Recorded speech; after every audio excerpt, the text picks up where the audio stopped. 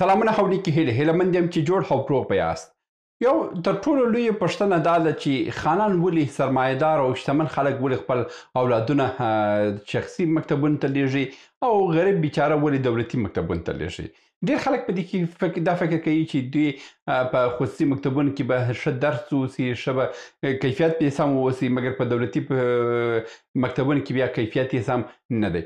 نن په دغه ویډیو کې زه تاسو ته یو څه معلومات درکړم چې دا خصوصي مکتبونه په څه خاطر جوړ شوه او د خصوصي مکتبو پلانونه څه دي او ولې په شتمن خلک غواړي چې اولادونه یې په خصوصي مکتبو کې واوسي او غریب اولاد باید په دولتي مکتبو کې پاتې سي. زه پر موضوع باندې خبرې کوم خو تر اضافي خبرې تېرې شو. ګوره د مکتبونو سلسله چې دا د ډېر وخت د حدودا د که داسې وایم چې زر کاله یو نیم زر کاله مخکې مکتبونه جوړ شوي دي. انګلستان په 1900 کال کې یعنې حدودا زر کاله مخکې د پوهنتونونه هلته درلودل چې فکر کوم اکسفورډ پوهنتون هم د هماغه وخت څخه جوړ دی. یعنې دوی د هغه وخت یعنې مکتبونه هم د نږدې 2000 کاله مخکې هم مکتبونه وه. که د یونان پخواني یونان په هکله باندې هم خبرې وکړم، هغه وخت هم دوی مکتبونه درلودل. دا مکتبونه چې وه یعنې مکتب د ډېر پخوا تاریخ لري. مکتبونه چې وه د غریب او د خان زامن ټول په شریکه په یو مکتب کې کښېناستله او دوی خپل تدریس کولو، خپل زده کړې کوله. دغه خبره تر دې ځایه ورسېده چې په 1995 کال کې په انګلستان کې دا خلک یو څو سرمایه‌دارانو زامن چې کله هم مکتبونه تلله، د همدغه سرمایه‌دارانو زامنو څه کوله، دوی په مکتبونو کې خپل د پلار راز غریب خلکو ته ویل او غریب خلکو هم دا چل ولې زده کوله او دوی هم تجارتونه شروع کول. او دا تجارتونه چې کله هم شروع کړه نو دوی ولید چې یار ورځ تر بلې غریب خلک راځي پانګونه زده کوي یا تجارتونه زده کوي او راځي زموږ په کارو کې مداخلې کوي او مارکیټونه زموږ څخه نیسي. نو د دې لپاره باید حل لاره جوړ سي. د مخې باید ونیول سي چې دا غریب څرنګه کولی سي چې د هر څه معلومات دوی ترلاسه کړي. خو وروسته د ډېرو پلټنو په 1995 کال کې دوی پوه شوه چې نه، دلته خو دا په مکتب کې د هر څه خبرې خرابېږي. زموږ ماشومان چې په کور کې څه خبرې زموږ څخه اوري، دوی بیا ځي په مکتبونو کې د غریب اولاد بیا د دوی څخه راباسي دا خبرې او دا خبرې چې راویستل او د غریب اولاد هم تجارت زده کوي او دغه تجارت بیا دوی ځي ځانو ته ژوند جوړوي او زموږ د غلامۍ او زموږ د بدبختۍ څخه دوی ځانونه راباسي او دوی غواړي چې خپل ځان استقلالیت ته ورسوي او خپلواکي ته ورسوي. دغه وایي چې په 1995 کال کې دوی په لومړي ځل باندې په انګلستان کې یو مکتب جوړ کړل. دغه مکتب چې کله هم جوړ کړل، دغه کس چې دغه شخصي مکتب یې جوړ کړی وي، دوی ولاړه یو څو پانګوالو سرمایه‌دارانو ته وویل ولستو زامن ځي په مکتبونو کې هلته د غریب اولادونو سره ولاړه ناسته کوي او د غریب اولادونه هم تجارت زده کوي او دا چې کله هم تجارت یې زده کړلو نور خو بیا غریب هم راځي تجارتونه کوي او زموږ د لاسه تجارتونه ځي. دغه و چې وروسته تر هغه ډېر تجاران، ډېر پانګوال او ډېر سرمایه‌داران دې ته راضي کړه چې دوی خپل اولادونه د دولتي مکتبو څخه وګرځوي او دوی راوړي خصوصي مکتبونو ته. دا خبره چې په 1995 کال کې کله هم د نورو هیوادونو ته دا خبره ورسېدله او دا خبره په ژر خپره شوه په ټول نړۍ کې او هر تجار دغه فکر کولی چې یار په انګلستان کې خو داسې کار شوی دی. انګریزانو د تجارت لپاره د دې لپاره چې غریب ته شی ترلاسه نسي او دوی خصوصي مکتبونه جوړ کړي دي. وروسته تر هغه په جرمني کې هم په 1815 کال کې په داسې کې عام مکتب جوړ شو په جرمني کې. په 1815 کال کې فکر کوم په دغه کال کې 15 کال وروسته په جرمني کې هم خصوصي مکتب جوړ شو. چې کله دا خصوصي مکتبونه جوړ شو، د هغه نه وروسته بیا په امریکا کې هم خصوصي مکتب جوړ شو، د هغه نه وروسته هم په فرانسې کې مکتب جوړ شو. خو بیا وروسته د فرانسې انقلاب کې بیا پیدا شو، هغه بیا بیرته ولیدل موضوع. خو خبره ټوله د هماغه د 1995 کال څخه شروع ده.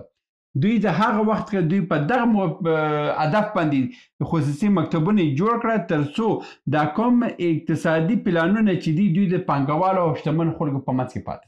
او دوی څه نظر درلودل؟ دوی وایي چې وروره زه یو پانګوال یم، زما اولادونه په تجارت باندې د تجارت په الفبا باندې دوی پوهېږي. د بل پانګوال زوی هم د خپل پلار په تجارت په الفبا پوهېږي.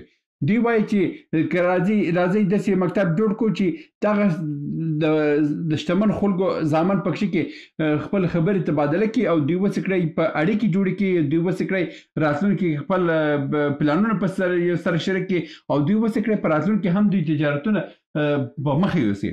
خو دا چې که دولتي اداره د دولتي مکتب ته ولاړه، د دولتي مکتب کې دلته یوه چوکۍ باندې غریب ناست دی او ورسره بیا خان ناست دی. همدغه خان د غریب څخه هېڅ شی نه زده کوي، خو غریب د ده څخه دا زده کوي چې سره کم پیسې پیدا کړي. د هماغه ایډیالوژي او هماغه پلان چې په 1995 کال کې د خصوصي مکتوبونو پر د بنسټ کېښول سو، په هماغه پلان باندې هم دا اوس هم خصوصي مکتوبونه په ټول نړۍ کې په همدغه فکر او په دغه هدف باندې مخ ته ځي. که څه په انګلستان او په امریکا کې اوس د خصوصي مکتبونو او د دولتي مکتبونو فرق دومره نشته، په دواړه کې ښه کیفیت دی، مګر پانګوال خپل اولادونه داسې ته ناست دي، دولتي مکتب ته ناست دي، دوی هغه شتمن خلک چې دي یعنې خپل اولادونه ټوله په داسې کې استي، شخصي مکتبو ته استي. بلکې راسو هم هند ته راسو، وره د امباني په نامه باندې یو مکتب جوړ شوی دی، امباني خپل جوړ کړی دی. د امباني مکتب جوړ شوی دی، په هغه کې وره د شاهرخ خان زامن دی، د مثلا سلمان خان کورنۍ دی، په هغه کې د ټوله د شتمن خلک چې دي د هند هغه هماغه مکتب ته خپل اولادونه رسي، مګر هماغه خلک هم نه غواړي چې خپل اولادونه د غریبو مکتبونو ته واستوي، د دولتي مکتبونو ته واستوي. ولې نه واستوي؟ ځکه چې د غریب زوی سره هېڅ شی نشته بغیر له ښکنځلو او خو ځکه چې همدا خبرې دي چې په کور کې کېږي. غریب بیچاره چې اعصاب یې خراب ښکنځل وکړه، بل دې ته ښکنځل وکړه، بل دې ته ښکنځل وکړه، په کوڅې کې هم ښکنځل دی. او شتمن کسان چې دي، شتمن کسان وایي وروره منه زه خپل زوی ته ادب ښیم، د ادب نه وروسته بیا د پیسو راکړه ورکړه ښیم، د پیسو راکړه ورکړه وروسته زه تجارت ورته ښیم. دا هر څه چې مې ورته وښوول، دا ولې یو په دوه ولاړ د غریب زوی کې دا هر څه ور زده کړي. همدا اوس زه د غریب سړي زوی یم، یو څه معلومات مې پیدا کړي دي او دا د بل غریب زوی سره هم شریکوم. که زه د سرمایدار زوی وایم او پیسې مې درلودې، ما یوټیوب چینل نه جوړوی، بس هماغه خپل د پلار په پیسو باندې ما ژوند کول او خپل ماښام ډوډۍ مې درلوده، زه ولې راتلم دلته په یوټیوب کې ویډیوګانې جوړول؟ خبره ده دا ده چې شتمن خلک چې داسې پټ پټ پلانونه لري، موږ خبر نه یو چې ولې دوی خپل اولادونه مکتبو ته هڅوي. دا په افغانستان کې وره، په افغانستان کې خصوصي مکتبونه خو داسې راله خلک یې په هدف باندې هم پوه نه وو چې دا څه لپاره جوړ شوي دي او د دې ګټه څه ده. دوی خو بس هر یو خان و غریب پکښې کې ور واستوله، مګر د شخصي مکتبونو اصلي هدف دی په 1995 کال کې په انګلستان کې جوړ شوی دی، په هماغه هدف چې دی اوس په امریکا کې هم دغه هدف چلیږي، په استرالیا کې، په اروپا کې، په روسي کې، په چین کې، په دا ټول په هند کې په دغه هدف باندې چلیږي. مګر په افغانستان کې چې دی هغه بیا دا هدف نشته. افغانستان کې هر یو 500 افغانۍ غواړي، په بسته میاشت کې د 500 افغانۍ هر یو ورکولی شي. مګر په د اروپایي ملکو کې په کال کې فکر کوم 40,000 ډالر څخه تر 1,00,000 ډالر غواړي. 1,00,000 د یو ماشوم چې ته مکتب ته هستی هر کال 1,00,000 ډالر ورته ورکوي. دا یوازې د شتمن اولاد سوای چې دلته په دې مکتب کې ګزاره وکړي، نور خو یعنې هغه متوسطه طبقه هم نشي کولی او غریب طبقه خو بیخي نشي کولی. نو دلته داسې پلان دی او دغه پلان مې نن تاسو سره شریک کړي. که پیسې لري په غربي هېوادو کې د سرمایدارانو سره کښېنئ، ځکه چې یو وخت کې یو کس ویلي ول چې د امباني پلار و فکر کوم، ده ویل چې زما یو 500 روپۍ که 1000 روپۍ کار وکړه او ولاړم په هند کې 5 ستوري هوټل کې کښېناستم چې دا سرمایداران څه خبرې کوي او دوی سره کوم پلانونه سره شریکوي. دا د پلانونو زده کول د ډېر قوي خبره ده، داسې سپکه خبره نه ده.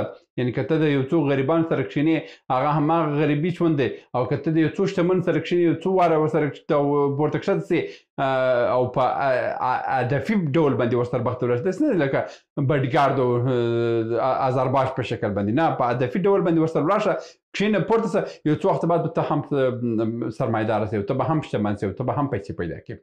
دا و د نن ورځې ویډیو هیله مند یم چې یو څه مو ترلاسه کړي اوسه. تر بیا هم په الله سپارم. ښې چارې. سلامونه. موږ ډېر موضوعات جوړ کړي دي. که سیاسي موضوعات غواړئ ووینئ نو دلته کلیک کړئ، او که غواړئ اقتصادي موضوعات وګورئ نو دلته کلیک کړئ، او که غواړئ چې د تل لپاره راسره واوسئ نو دلته کلیک کړئ او چینل سبسکرایب کړئ. مننه.